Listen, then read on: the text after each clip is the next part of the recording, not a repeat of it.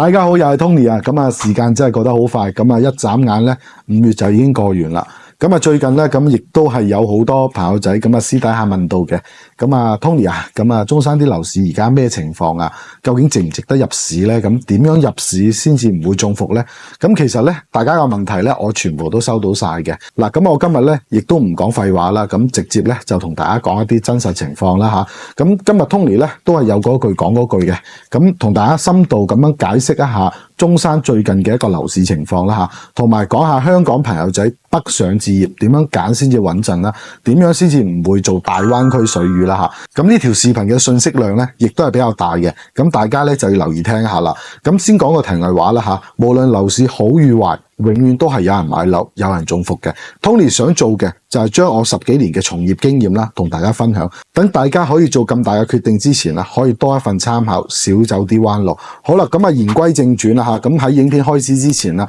大家都係老規矩，如果中意 Tony 嘅頻道咧，大家可以幫手點翻個 like 俾阿 Tony 嘅吓，順便喺評論區打上支持2個字，或者大家如果想問邊個樓盤嘅，都係可以打喺評論區嗰度吓。多謝晒大家。嗱，咁啊今日咧要講嘅內容，首先第一樣嘢啦，先從政策講起啦，先講下大家最關注嘅政策層面啦。近期咧，唔知大家有冇留意到國家嘅層面政策核心咧，依然係穩預期、防風險、促轉型。聽落去咧就好似好官方、懶有文化咁，但係你拆開佢嚟睇，就知道大方向嘅層面係點樣噶啦。咁今日 Tony 咧，亦都一一咁去同大家拆解翻下。先講穩預期，上面咧就係想大家對呢一個房地產係有信心嘅，唔好恐慌性咁拋售或者係觀望到死下。咁防風險咁就好易明啦，就係避免樓市大起大落，尤其係防範爛尾樓同埋金融風險，呢個咧亦都係好事嚟嘅。咁促轉型咧又係點樣咧？就係話樓市係要向更高質量、更綠色、更健康嘅方向去發展啦。咁啊喺4月份嘅時候啦，咁上邊咧開會亦都係有提及到嘅，會繼續推動呢一個貨幣寬鬆、城市更新、品質升級同埋優化庫存啦吓。咁呢啲種種原因咧，其實都係話俾大家知，政府對於止跌回穩嘅態度咧係非常之堅定嘅，都係希望大家買到有質素嘅單位，住得更加舒服。咁當然啦，呢啲咧係上邊阿公嘅諗法吓。我哋喺度講句題外話吓，大家要切記，唔好簡單粗暴咁認為呢一招之後咧，房地產就會一日千里、一飛沖天下，因為嗰個時代已經係徹底 game over 噶啦。但凡以房地產作為跳板嚟實現普通家庭財富夢想嘅時代咧，其實已經結束咗噶啦。冇任何一個人能夠以一己之力咧去開創歷史嘅倒車吓。歷史嘅大勢其實永遠都唔會以任何個人嘅一個意志去轉移嘅。房屋如果當下對於你而言咧係有需求嘅，咁我哋大家需要實現佢嘅居住價值同埋使用價值。咁大家記住，如果而家有人同你講房屋投資呢樣嘢係可以賺到錢嘅，咁唔使講嘢，人哋一定係想賺咗你錢先吓。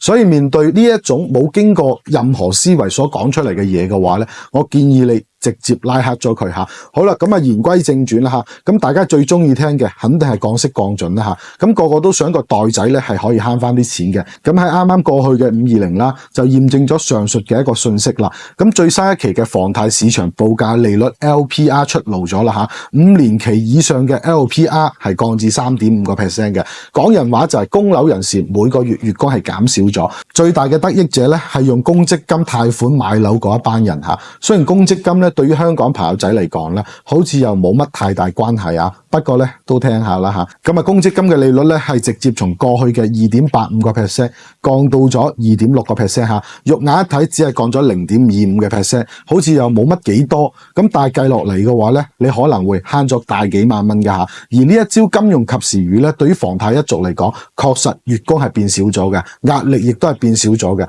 如果你而家喺度供緊樓嘅，按照專家嘅第一時間解釋，以100萬嘅貸款本金30年嚟計算啦吓，等額本息嘅還款方式咧，公積金貸款為例，政策實施之前月供係4136蚊嘅，政策落地咗之後咧，月供下降至到4003蚊吓，亦即係話相當於每個月月供係減少咗133蚊嘅，總還款金額由過去嘅149萬咧，亦都係降低至而家嘅144萬吓，直接係為購房者節省咗5萬蚊嘅一個貸款成本吓。咁隨之而嚟咧就係商業貸款嘅利率自然亦都係會跟住下調啦。雖然下調嘅幅度可能冇咁大，咁但係至少係令你嘅月供賬單輕鬆咗，貸款都變少咗嘅。月供壓力變少咗嘅話咧，一方面係用嚟刺激消費啦，而另一方面咧都係為咗將賣樓嘅門檻變相降低咗。所以呢一招嘅目的其實好簡單嚇，依舊係為咗穩住房地產。所以當下我個人認為買樓咧，其實亦都係一個合適嘅時機嚟㗎嚇。好啦，咁政策講完啦，我哋再回顧翻4月嘅一個實際成交數據嚇。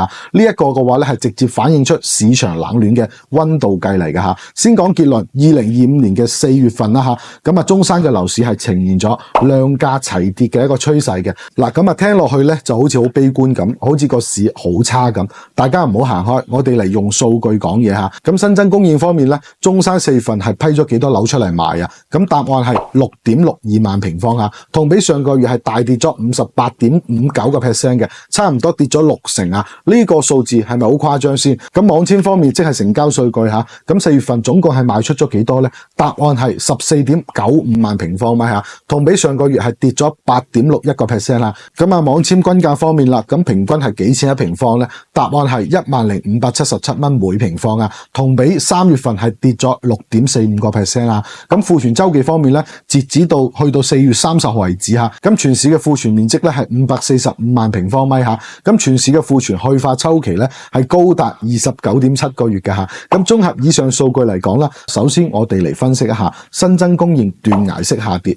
6.62萬平方，跌咗58.59%，呢個數字咧好誇張。點解發展商突然間唔推新貨出嚟呢？主要咧係因為之前供應實在太多，庫存壓力太大嘅。咁發展商推新貨出嚟賣咧都賣唔喐，不如停一停先，消化下啲舊貨先。仲有就係經過疫情3年嘅疊加經濟影響啦，而家大家都知道唔景氣嘅經濟環境底下咧，大家都唔敢消費，更加唔夠膽亂買嘢，所以當下嘅市場環境下跌係毫無疑問嘅。好啦，第二個 Tony 覺得最值得大家警惕嘅數字咧，就係非常之重要嘅指標，就係庫存周期啦。中山嘅樓市庫存周期長達29.7個月嚇，大家知唔知呢一個係咩概念啊？即係話如果中山由今日開始，單係賣晒而家已經起好晒喺度賣緊嘅新樓，咁都需要足足消化2年半時間。2年半時間啊，呢個庫存量係非常之巨大嘅。正常一個健康嘅市場庫存周期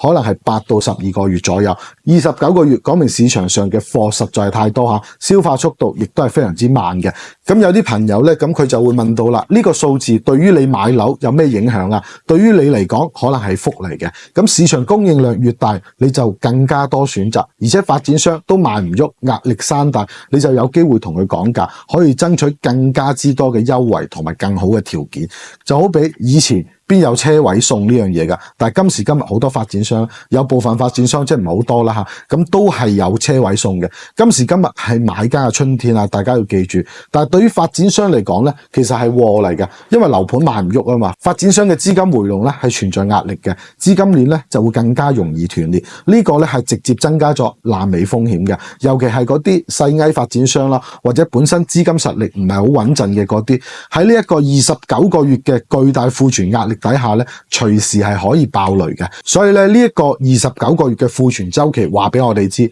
中山樓市目前係一個深度嘅買家市場啊。你有優勢，有議價空間，但係你必須要將呢一個風險納入考慮範圍內。揀樓盤嘅時候咧，一定要睇清楚發展商嘅實力啦，唔好搏，唔好貪小便宜去買嗰啲明顯低於市場價，又係嗰啲細發展商嘅樓盤嚇。呢啲好大機會都係死亡陷阱嚟㗎嚇。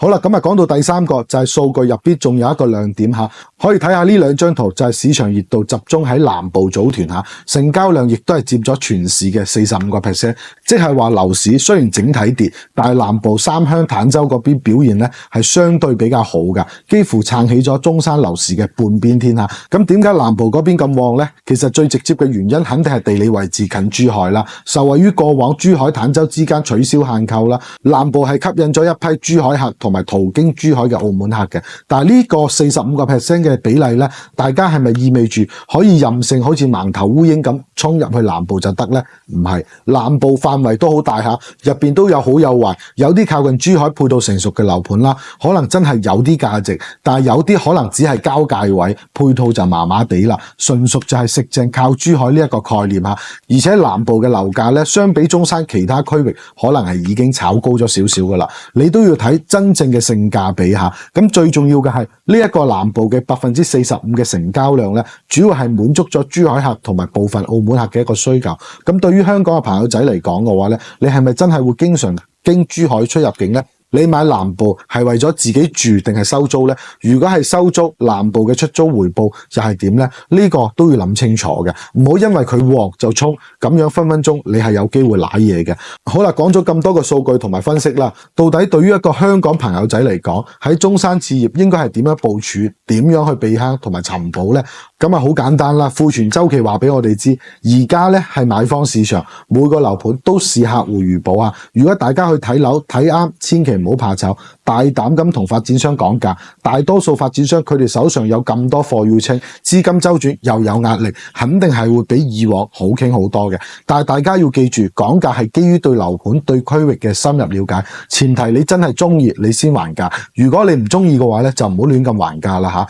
仲有就係一定要嚴格咁去揀區域啦，概念盤鬼地方千祈唔好掂啊！正如我之前所講嘅，馬鞍島呢啲靠單一概念炒作起身嘅，未來二手交易必定你會七孔流血嚇，因為呢啲咧配套未成熟嘅地方，目前風險咧依然係非常之高嘅。唔好貪佢跌得多就覺得筍，正正係因為唔掂，越嚟越多人醒覺，佢先至跌得咁多。大家試諗一下，好嘅區域多人爭嘅地方，基本上降價嘅幅度係冇咁大㗎嘛。我哋揀區位嘅時候咧，我哋亦都要揀一啲有價值支撐嘅地方，有成熟配套嘅城區，譬如話西區啊、東區啊呢啲生活便利、教育資源好嘅、醫療配套完善嘅，呢啲將來對於你退休嚟講，亦都係帶嚟咗唔少嘅一啲便利嘅。仲有就係受惠於基建利好嘅區域，深中通道開通之後，火炬開發區嘅前景亦都係值得關注嘅。但係咧都要睇具體嘅位置同埋地段嚇。咁南部片區亦都係一樣啊，可以睇，但係都要細分，揀真正靠近珠海或者係有產業區域嘅地方，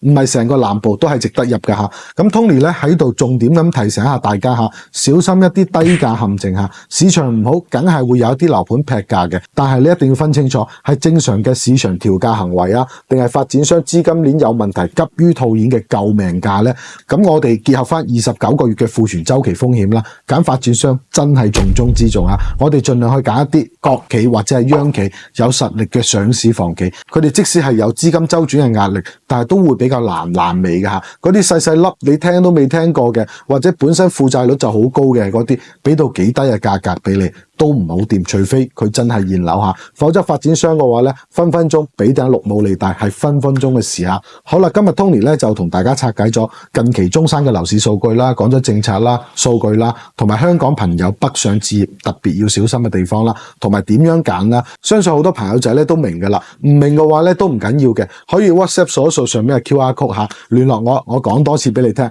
好啦，咁啊總結嚟講，中山目前嘅樓市咧確實仲喺度調整緊嘅，咁兩價齊跌，可能對於而家想入市嘅朋友仔嚟講咧，係一個揾筍盤嘅機會嚇。咁政府喺基建投入方面咧，係為中山嘅長期發展咧係打緊底嘅。呢個潛力其實大家都係有目共睹嘅，但係機會同風險咧亦都係並存嘅。你一定要識得揀區位嚇，唔識得揀嘅問下 Tony，避開概念嘅炒作。配套落後嘅地方啊，大家，譬如我所講嘅馬鞍島呢啲咁嘅鬼地方，就真係謹慎再謹慎啦。同時揀物業類型咧，一定要醒水啊！咁啊，公寓呢啲國際笑話咧，就真係要避開啦。我大膽咁講，市面上99% 嘅公寓都係呃錢嘅。如果大家唔信嘅話咧，可以自己去睇翻中山已經交咗樓嘅公寓嚇，睇下佢哋而家係咩環境嚇，係唔係同當初發展商所承諾嘅係完全唔同。好啦，大家記住 Tony 所講嘅，買樓真係唔係買棵菜，唔好俾人哋幾句花言巧語或者係表面嘅嗰啲低價就氹咗你落搭。